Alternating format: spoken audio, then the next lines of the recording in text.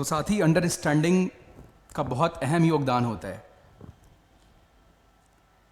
आप खूब पढ़ लो, आपकी अंडरस्टैंडिंग अच्छी ना हो, जीवन में सब कुछ व्यर्थ है। अंडरस्टैंडिंग, एक अच्छी अंडरस्टैंडिंग एक भिखारी को भिखारी से राजा बना सकती है, और एक खराब अंडरस्टैंडिंग एक राजा को राजा से भिखारी बना सकती है। एक राजा का जन्मदिन था, भाई साहब ने बिल्कुल ढिढोरा पिटवा दिया।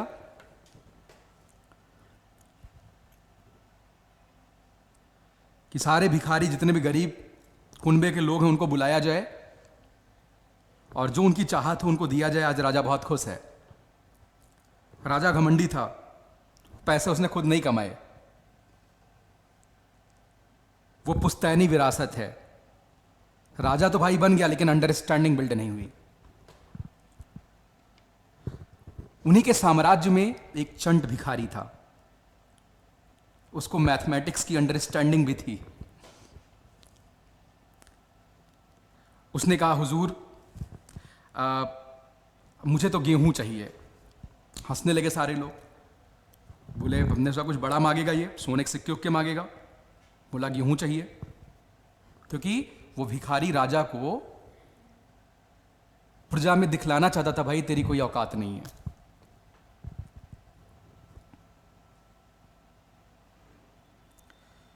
तो बोले, भाई कितना गेहूं चाहिए? बोले, ये मालिक, ये जो चेस बोर्ड है इसमें 64 खाने हैं, चेस बोर्ड में इसी को भरना है गेहूं से। अब राजा फिर से उसकी बात नहीं सुना, हंसने लगा। सारे हंसने लगे वहां पे। बोला, मालिक बस यही चेस बोर्ड भरना है। बोले, अरे भाई 1 क्विंटल गेहूं ले ले भाई, इसमें तुझे क्या मिलेगा?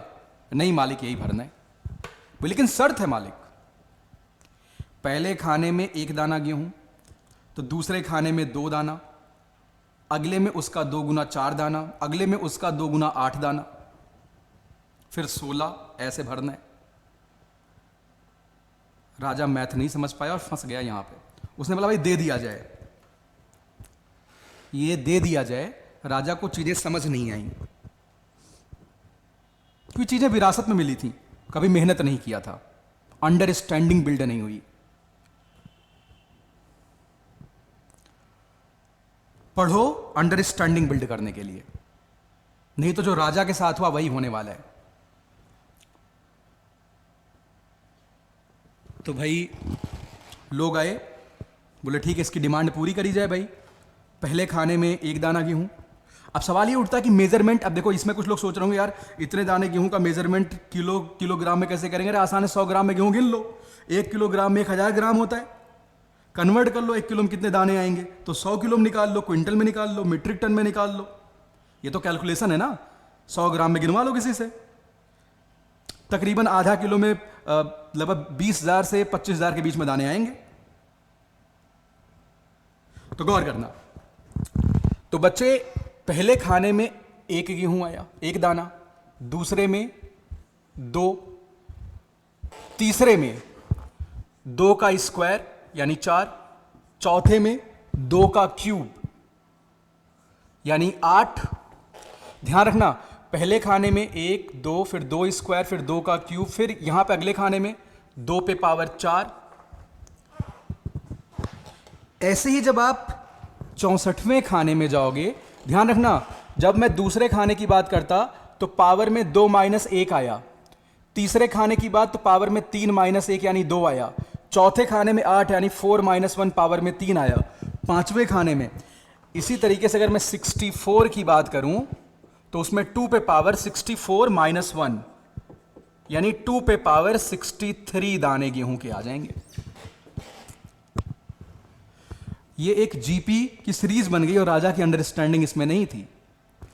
अगर आप इस सीरीज को जोड़ेंगे बच्चे, तो सीरीज का समेशन आएगा 2 पे power 64 minus 1 types.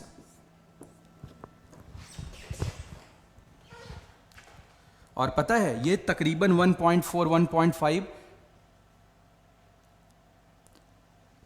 Metric trillion गेहूं के दाने, मीट्रिक ट्रिलियन जो भी है गेहूं हो जाएगा। दाने तो बहुत सारे हैं इसमें। ये इतने दाने हो जाएंगे जो कि अभी करंट जो दुनिया की पैदावार है वो लगभग 1.4 1.5 के ऑर्डर की है।